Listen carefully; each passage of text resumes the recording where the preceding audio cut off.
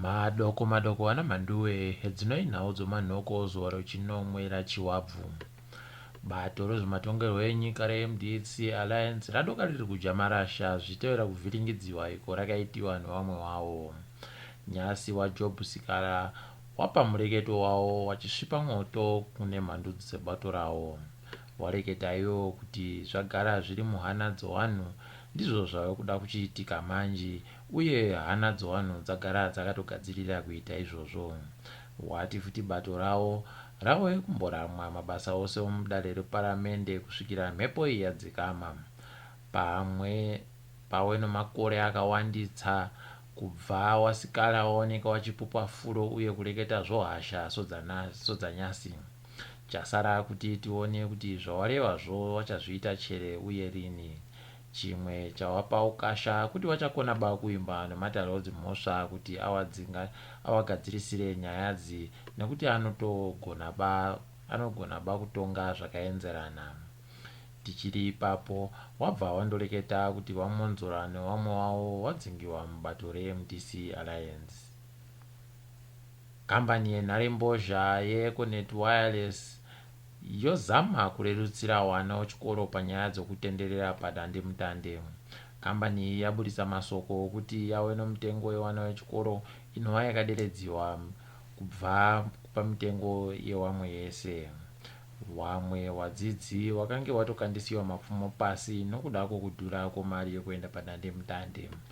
Yati mabhanduruyo achagotengesewa vanhu vari pazvikoro, uye chikoro chibodzi nochibodzi chinoendesa manhamba wavafundisi novafundisi wavo wagoisiwa mari yokuenda padandemutande. Kana zvadaro, chikorocho ndicho chinozotora mari kuvabereki nokuvarairidzi. Wati ivo vari kudaba kuti vanhuwo zvavo watenge mabhanduru akamirira vana vechikoro, saka vari kushanda nozvikoro. Pataringa mabhanduruwo achiri kuti dhurei zvishoma pane ari kutengesiwa nekambani yoNet One. Mutungamiri wekambani yeEconet pasi rese waStrive Masiyiwa wakadomohwa waRamaphosa mubasa guru reAfrica.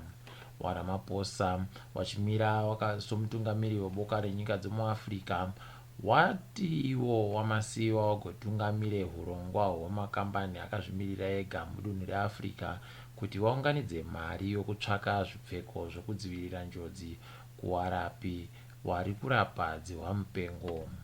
Danhori idanho rapamufaro munyika nokuti zviri kuningisikawo zvisvinu pakuti tinewo mumwe wedu mubodzi ari kuwerengiwa pavanhu vari kusikinya tusvinu. waMasiyiwa wakamboita futi mumwe wakatungamira wamwe wana muzvinabhiriyoni kuti vabatsire dunhu reAfrica parakarohwa nechirwere cheEbola. Tinondoramba tichiwashuvira kukunda mubasa rii. Tobata dzoupfumi. Nyika yeZimbabwe yoisiwa panyika dzakasvipa neboka renyika dzokuEurope. Nyikadzi dziri kuti Zimbabwe imwe yenyika dziribe kusimbisa mitemo yadzo pakudzivirirwa kufambisa kwemari kusiko uye kunogona kupa mukana kuvapanduki vanouraya vanhu wakawanda kuti vafambise mari munyikamo. Dzimwe nyika dzaisiwapo dzinosanganisira yeBotswana, Ghana, Jamaica nedzimwe dziri dzina. Gwaro ravari kuda kuti ripasisiwe riri kuti isuso nyika tiri vamwe vanogona kukonzeresa kusafamba zvakanaka kwemari kunyika dzavo. Zviri kubva zvasimbisa zvinogaroreketiwa nevazhinji kuti dai hurumende yaita tusvinu mukubata upfumi hwenyika, asi ivo vachibva vandopfonyera havo zvimiti munzeve dzavodzo. Bhangi guru munyika rosimbirira nomumwe murume akabuda padandemutande nozuro akabata mari yemabhondi iri pekuvhuwa. Bhangi rabudisa masoko kuti rinoda kuti rimubvunzirudze kuti mariyo akaiboyepi, nokuti paribe munhu anofanira kunge aine mariyo yakawanditsa kudando kana achitora mari kubhengi zviri pamutemo. Masoko avoya abva atopa kukwira kwehuremu kwemari yokuAmerica pamusika usiri wehurumende pairi kutengewa nevanhu.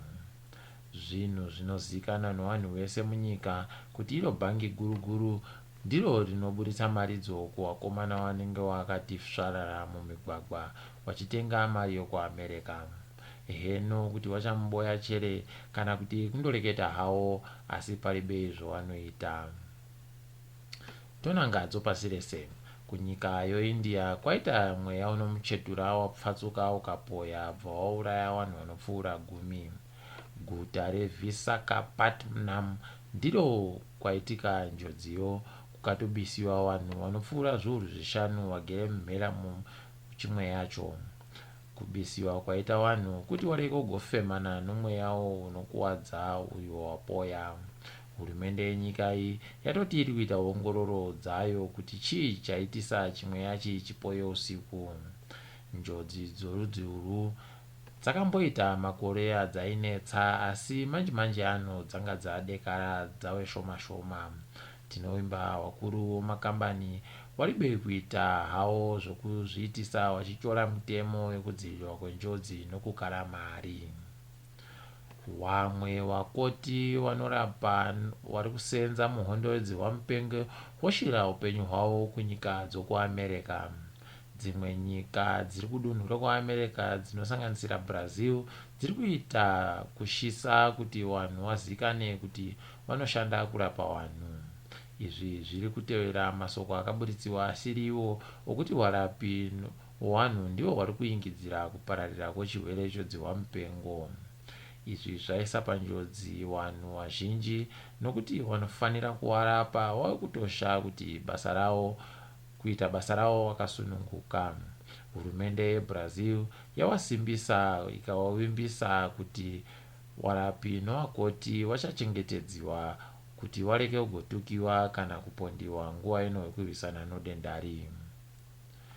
Nyika zhinji dzokumawirira dzave kuita gadziriro dzokuti vachibenudze upenyu hwavo pahwakange huri dzihwamupengo risati rapinda munyika.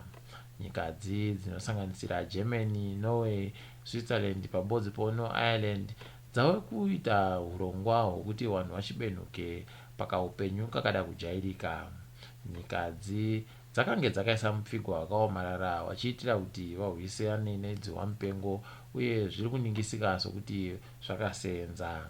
Dzihwamupengo riri kuramba haro kuderera pakutekeshera kwaro kuAmerica, asi mamwe matunhu pasi rese riri kuita zviri nani. Vanhu vanopfuura miriyoni ribodzi vakatopora kwachiri chirwere zvinova zvinofadza. Kwanyasi togumira pano. Ndini wenyu Mhanduwe Nhau.